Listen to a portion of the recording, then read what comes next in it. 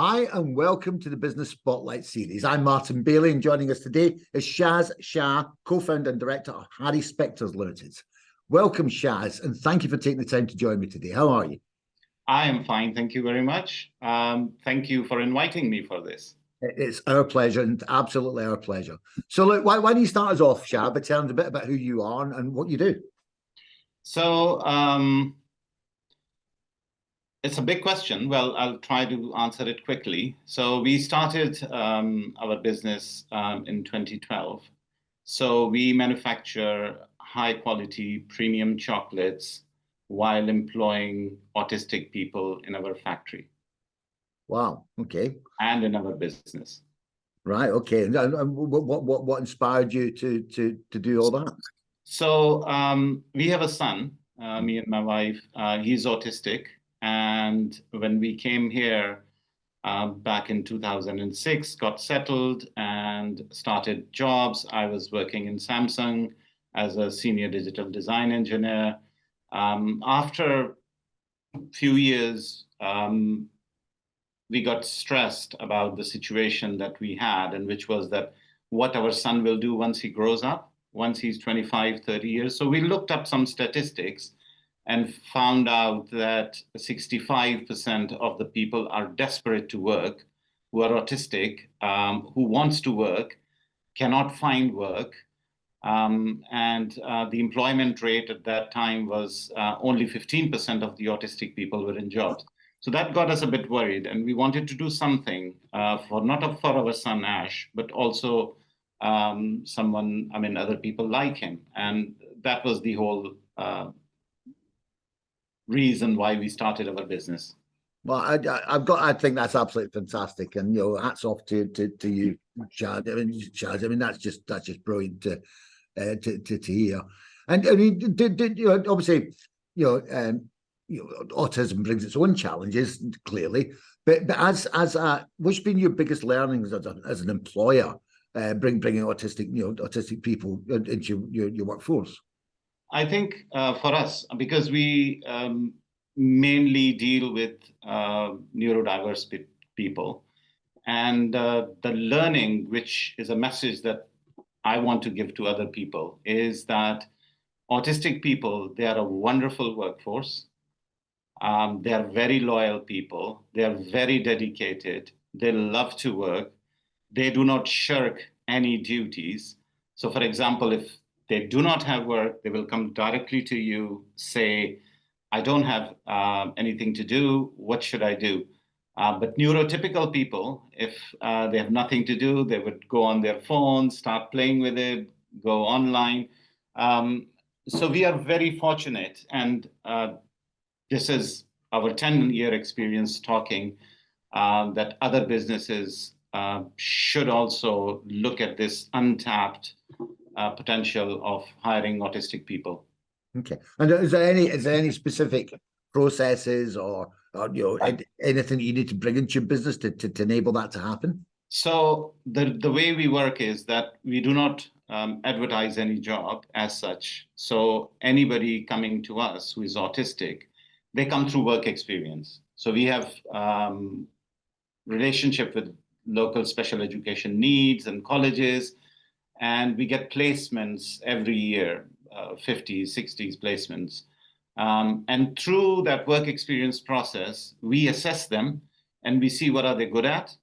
So they might be 15, 16 years old, boys and girls. And if they are suitable, we offer them a smaller job, like after school, after college. They come for a couple of hours, they get paid. And currently we have a few people who have come through, and they have stayed with us for 5 years, 6 years. And they have come through that process, and now they're working full time. So that is something. And when we look at autistic people, we know that they have certain strengths and they have weaknesses. So what we do is focus on their strengths and create roles that are suitable for them. So if somebody is not good in packing chocolates, they might be good in taking an inventory, or might be good in organizing things. So we focus on the strengths and we ignore the weaknesses. Yeah, I mean, there's some learning in there for just general employers. To be honest, is when you employ somebody, yeah, always find out if something maybe not strong in one area, they may be in another area of your business. So to move them to where their strengths lie. I think, and you've obviously got a lot of experience, with your son. So therefore, you've got a lot of knowledge around autism and how to, I suppose, how to work with that. Now, if you're an employer that's not got that experience, how would you, or what would you need to do to be able to truly understand how Yeah. to get the best out of an employee with autism? Yes, that's a very valid question, and there is this misconception about autism. Autism is a big spectrum. Hmm. So you have people with varying needs. So you rightly pointed out that because we had experience with our son, but the thing is that our son is very, very different from other people. So, Hmm. for example, our son cannot make chocolates, or he's not good in few things, but then there are other areas. So it's a spectrum. And when we started hiring these people and we started communicating with more and more autistic people, we found out that it's a whole spectrum. Our son is somewhere on that spectrum, but they're all different. Just like neurotypical people, they're all different. Hmm. So autistic people are different as well. So for employers, it's not a big change that they need. I think the only thing that they need is to understand their point of view. And the most positive thing about autistic people is that's a very, very big thing that we have seen is that they do not have filters. No. So if they do not want to do certain thing, they would tell you, I don't want to do it. But whereas neurotypical, they would say, yeah, I can do it. But in the evening with the friends in the pub, maybe saying, oh, I hate this job. So that's a very advantageous position to be in when your employer tells you that I don't want to do this. Can I do something else? So it's that's a good thing. No, no, absolutely, absolutely. Very interesting. So, look, I mean, obviously, the business has been going now for 10 years. So, if you were to start from square one again in your business, what would you do differently? Jesus, yeah. I think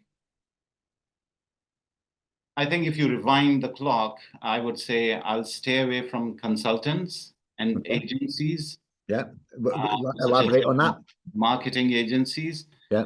um, because I think when you start, you need to go with your impulse, and you need to focus on what customer problem are you solving and how do you want to execute it.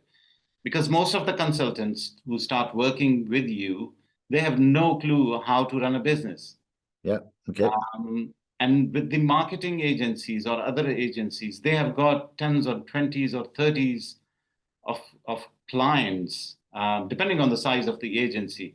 But you get a very small slice, and that's not good. So I will stay away from consultants and agencies. Yeah, it was interesting. But you mentioned other stuff there. So focus on your. I think you use it. I'd call it focus on your customers' Yeah. needs and how you're going to fulfill those needs. That's kind of what you said. So you Yes. got to come back to that and be very. You said impulsive. What do you mean by impulsive? I think you have to, by impulsive, I mean go with your instinct. So first Okay. of all, you need to believe in yourself, Yeah. and then you need to decide based on your instincts. That's very important. And maybe your instincts are wrong, but then there is this learning curve that you need to do every now and then. That what did I do? What was I thinking? And how I came up with this decision, and then learn from that and move on. It's a continuous process. Yeah. No, absolutely, absolutely. And it's looking like it's looking at those decisions, whether they are good or bad, and not seeing them as being a failure, but seeing them as being a learning point, isn't it? Yes, Yeah. absolutely. And always you're looking for the learning out of every situation. Yes. Yeah. That's So I mean, there's lots of misconceptions of running businesses about running businesses. Um, how would you address them? How would you address them? I think there are lots and lots. We can do hours and hours on it. But I think the top six that I think is that the first of all, which is kind of cliche now, is build it and they will come. So you have an idea and you think that, oh, everybody's going to, there will be a queue of customers. No, that's not true. The second one is success of any business has got a direct relation with solving a customer problem. That's what I said earlier. The third one, which is that, hey, I've got an idea. There is no value in the idea. The value is in execution. Now, thinking about you have already solved a customer problem. Now, the whole thing is, okay, there is a problem I want to solve. That's an idea, but still that idea is nothing unless it is executed properly. And that proper execution is a skill. The next one on the list is, I don't know, people think that running a business is just black and white. No, it's gray. Amazon, for Amazon it's great, for Microsoft it's great, for everybody, for small businesses it's great. So you have to be working continuously in this gray area. The other one is people think that from month one they will be drowned in money. No, that's not true. Extremely hard work. And the final one, which is most important, I think, is running a business is not for everyone. I think they're brilliant. I think they're very six. I think all six of them are brilliant, and I agree with I agree wholeheartedly with them all. There's two I want to pick out though. You mentioned execution, and it's flawless execution that you were elaborate to do. Not just executing it, doing it flawlessly and consistently, flawlessly executing. How do you bring that into your business? How do you get that flawless execution right when you're running your business? Yeah, I think it's again connecting to the previous point of starting with what you believe in and then going with your instincts of decision making and then quickly learning about those decisions. That decision worked very well. And then building on that. And again, if there's a failure, then you need to find out, dig deeper. What are the reasons? What could I have done differently? And learning from it and moving on. So that's the key thing about execution. But again, the first point is that you have to be really passionate about what you are doing. And the passion could be anything, helping autistic people or making money. That could be a passion. It could be anything. Yeah, no, absolutely. But I think I agree with about the decision making thing. But flawless execution, in my mind, sits across every aspect of business. So it sits across you, flawlessly execution your customer service, flawlessly execution your product, flawlessly execution your delivery. How do you get that level of flawless execution across all those areas in your business? Yeah. So I think it starts with obviously with your vision. The next thing is that you develop strategy for your business. So there is quite a big misnomer about what strategy is, but in my head, the strategy is about integrated set of choices that someone makes or the head of the company makes to solve a customer problem. So again, customer is at the center. So then when you have strategy, which is 5, 6, 7 lines of whatever you want to do, and then based on those strategy points, you start to make decisions. But you have to be very careful that you don't stick with that strategy forever because it's a dynamic process. So you should be able to come back and see, is it still working? So there are frameworks available where you can see that, yes, whether the strategy is working or not, or what do I need to tweak? So it's all kind of, and strategy encompasses each and every part of your business. So vision here is important. Then the second point is strategy, and then making decisions, and then learning from those decisions, tweaking your strategy every now and then, if it's working or not. Yeah, and I absolutely agree. I mean, your vision, your mission, your strategies, but and I call it test and measure. Yeah. So test and measure every single strategy to see what works, what's not working, what can you learn from each of those, and that allows you to as you said, fine tune, tweak, and get it to that flawless execution. because it's important. There's two circles. You got a vicious circle and a virtuous circle. The vicious circle is when you fail to execute flawlessly, and you try and sort it by bringing in another idea. Yeah. And the virtuous circle is you execute flawlessly, move on. Yeah. To the next strategy. I think one of the important aspect of the whole thing of the execution, which is again very important for any business and which is very, very hard, is building a team. Yeah. That is extremely hard. One of the hardest thing is building a team. Yeah, no, it is. It's interesting. Let's. I mean, before we move on, I want to touch that point as well. But before we move on to that, the other thing you said about, I call it ambiguity. You called it grey. In business, there's a lot of ambiguity. Yeah. And it's, you're right. It's important you can sit comfortably with that. Yes. In a business environment. Yeah. So going on to building a team, and you're absolutely right. A lot of your flawless execution comes from building the right team around about you. What qualities do you look for in your team members then?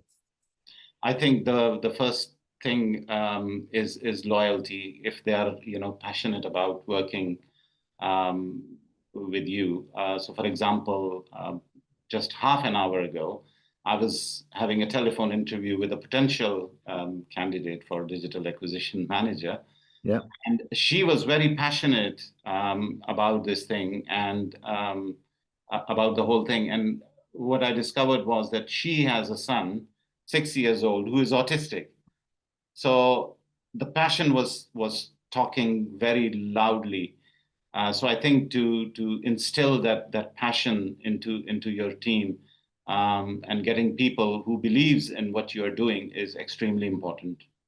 The loyalty and passion are two of the main qualities that you look for in your team. I think skills is something that can be learned. Yep. That comes into, I think, lower priority, but I think passion and being loyal is something which is very important. No, yeah, absolutely. They are two very, very, very, very important, behaviors and your attributes. How do you foster? Once you got your team in place, how do you foster a positive and a productive work environment with the team? I think that's a very good question, and in academic circles, it's typically called the principal agent problem, because principal is always interested in making profit, whereas agent has got their own thing, developing their career. I think it has to go just beyond salary and benefits. That's a hygiene factor.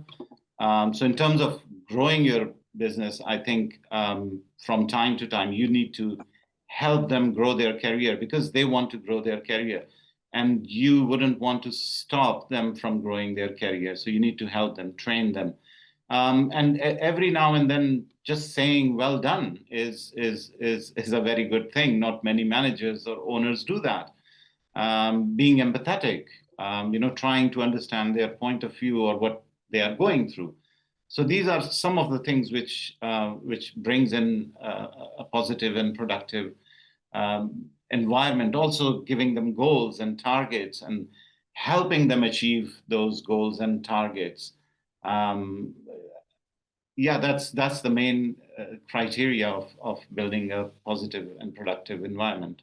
Yeah, no, absolutely. And so the final question for me today is how you get any processes or any sort of vehicles that you have in your business that help you do that you could share with anybody else? I think one of the things which we regularly do is communication. I think the barriers, it's the company culture, I think, that you need to develop, where the barriers of communication are low. You speak with anybody who says, what are the most important things? They always come around think communication, but it's a lot more than just, listening to this word, communication. There is a lot more that you need to do as an owner to lower those barriers of communication. That not only means lowering the barriers, but working on yourself as well. That I need to do this. I need to listen. I need to listen. And that is hard work. It's very easy to say communication is important. Very, very easy. Very, very hard to do. Opening that communication channel where people or your employees can approach you with confidence that you are going to solve their problem. Yeah, I think that's a fantastic point. Really, really well made. It's very interesting, Shaz, that people believe communication is about talking, Yeah. whereas actually true communication is about listening. Yes, it's the other way. It's the completely other way. And then it's interesting. It's the next exercise. If you write the word listen down, Yep. yeah, those exact same letters also spell silence. Yes. Oh, yes. Yep. So it's really important. You're absolutely right. It's really important that people understand it, employers understand it, that communicating is not about talking or No. telling or communicating outwardly. It's about listening and taking information inwardly so they can look at how they can change either themselves or what's happening in the business to get the team into that right space. So I think that's a fantastic point, well made, and a perfect point to finish our chat for today. Yeah. Look, this has been fantastic. There's been so much in here, Shaz. It's been fantastic talking to you. Great knowledge and some great, I suppose, hints and tips for fellow business owners. So just let me thank you again for giving up your time to do this with me today. No, thank you very much, Martin. It was my pleasure. Lovely, and I hope to see you again soon. Yep. Same here. Bye. Cheers. Bye.